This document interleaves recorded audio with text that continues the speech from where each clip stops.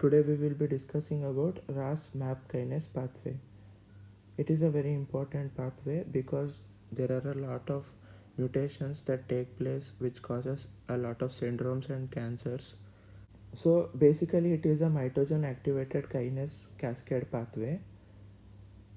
In humans there are four such cascade pathways. This is one among the four. It has four basic molecules which are very important. This slide is a very simplified image of a RAS MAP kinase pathway. The original pathway is very complex and difficult to understand, so it has been simplified. The first molecule is RAS, which is a small guanosine triphosphatase. There are various isoforms of RAS molecules. It can include HRAS, KRAS and NRAS, which we are all very familiar. Then there is RAF, which is a triple kinase molecule. This also has a various isoforms. It can have examples such as ARAF, BRAF and CRAF. Then further down the pathway there is MEK, which is a double kinase, and then ERK, which is a single kinase. This ERK is the very important molecule since it executes all the transcriptional functions of the pathway. The ERK kinase molecule regulates various cytosolic and nuclear proteins. The proteins regulated by ERK can be examples such as transcription factors or molecules that are involved in cell growth, proliferation, survival, and also it is involved in pathological process such as cancer and metastasis. So when there is activation of EGF receptor via the growth factors, these growth factors can be TGF alpha or vascular endothelial growth factor or epidermal growth factor. These growth factors come and bind to the endothelial growth factor receptor molecule, which is a tyrosine kinase molecule. This binding of the ligand causes receptor dimerization due to autophosphorylation of the tyrosine kinase residue in the intercellular part. This is much like the mechanism of action of insulin. Once the autophosphorylation starts, there is recruitment of a protein adapter molecule called as GRB2, which is shown in the image. This GRB2 is a growth factor receptor bound protein 2, which interacts with the EGF receptor through docking to the intracellular part. It is important to note that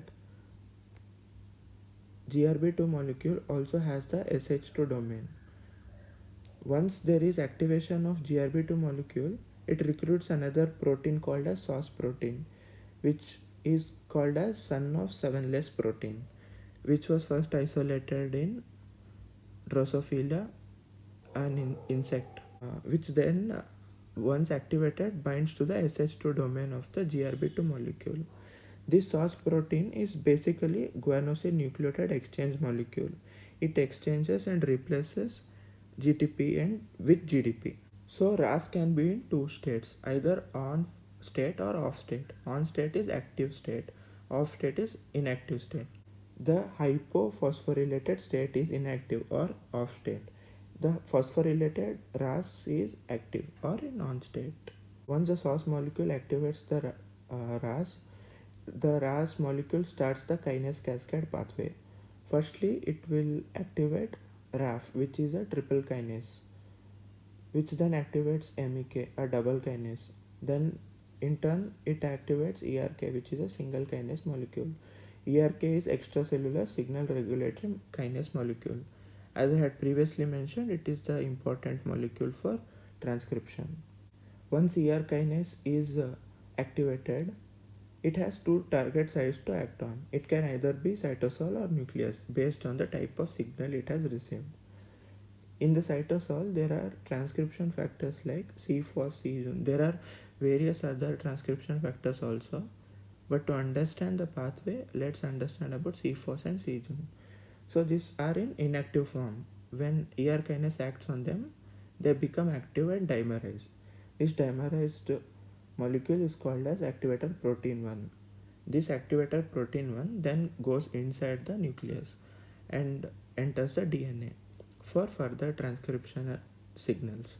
Also, ERK can act on other targets such as ribosomal S6 kinase, which activates S6 protein. This S6 protein is a regulatory protein molecule. It has two fate. It can either inactivate SOS via SOS1 molecule, or it can undergo dimerization with CREB molecule inside the nucleus for further transcription. SOS inactivation is a much needed negative regulation step, which is activated by S6 molecule via SOS1 protein. SOS1 protein inactivates SOS. So further activation of RAS is stopped and kinase cascade pathway is stopped. There is another way to stop the cascade, that is done by a molecule called as GAP molecule. GAP stands for GTPase activating protein molecule. It is basically neurofibromin. So NF1 is a gene that codes for neurofibromin, which is basically GAP molecule which hydrolyzes RAS, which is active, into inactive form. So neurofibromin becomes a major molecule to stop the kinase cascade from overexpressing itself. So the mutation of NF1 gene or deletion of NF1 gene causes non-coding of neurofibromin. Once the neurofibromin protein is absent, the activated RAS cannot be converted into inactivated RAS, which causes overexpression of the kinase cascade pathway, causing a lot of transcription, which causes various manifestations of neurofibromatosis, including cancers. There are various other mutations that can also happen in this pathway. For example, there can be overexpression of EGF receptor, which is the culprit behind various cancers like small cell lung cancer, breast carcinoma, colorectal carcinoma, pancreatic carcinoma. There are various drug targets for this EGF receptor. It can be a monoclonal antibody such as cetuximab or a tyrosine kinase inhibitor such as erlotinib. Further down, RAS mutation can also happen. There are various isoforms of RAS such as HRAS, whose mutation causes bladder cancer. KRAS causes colon cancer and pancreatic cancer. NRAS mutation causes hematopoietic cancer such as myeloid leukemia. Other than these above mentioned cancers, it can also cause papillary thyroid carcinoma, colon carcinoma, endometrial carcinoma, and lung adenocarcinoma. So various different cancers can be caused by different isoforms of RAS.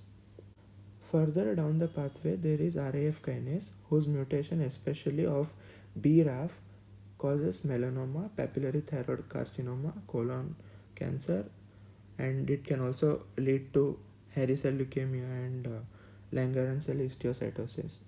There is a drug target for BRAF, which is vemurafenib. There can be MYC mutation also. It is a proto-oncogene. If the mutation happens, there can be various cancers that can be manifested. Example, NMYC mutation causes neuroblastoma, CMYC causes Burkitt lymphoma, LMYC mutation causes lung cancer. So from this pathway, we can understand that there are various mutations that can happen which can cause a lot of cancers. And understanding this pathway becomes essential because you have various drug targets, as I explained, like EGFR, RAF, RAS, and everything. So it helps to find the new drug targets for the cancer syndromes. It also causes neurofibromatosis, as I have explained, and various other conditions termed under an umbrella called as rasopathies. These are the various rasopathies that can happen. Neurofibromatosis is the most important rasopathy. Other than neurofibromatosis, Noonan syndrome with multiple antigens, Noonan-like syndrome where there is loss of anagen hair, Costello syndrome, cardiofaciocutaneous syndrome, CEC syndrome, capillary malformations, and Legius syndrome can all happen. Legius syndrome is also called as neurofibromatosis-like syndrome, since it almost overlaps with the manifestations of neurofibromatosis. All of these syndromes can be overlapping, and all of them can cause a lot of cancers in the body. So it is very important to understand rasopathies, to understand neurofibromatosis and various syndromes. There are a lot of syndromes that I have mentioned which can be due to mutation in RAS pathway. I will be discussing in detail about various syndromes that are mentioned in further videos. Thank you.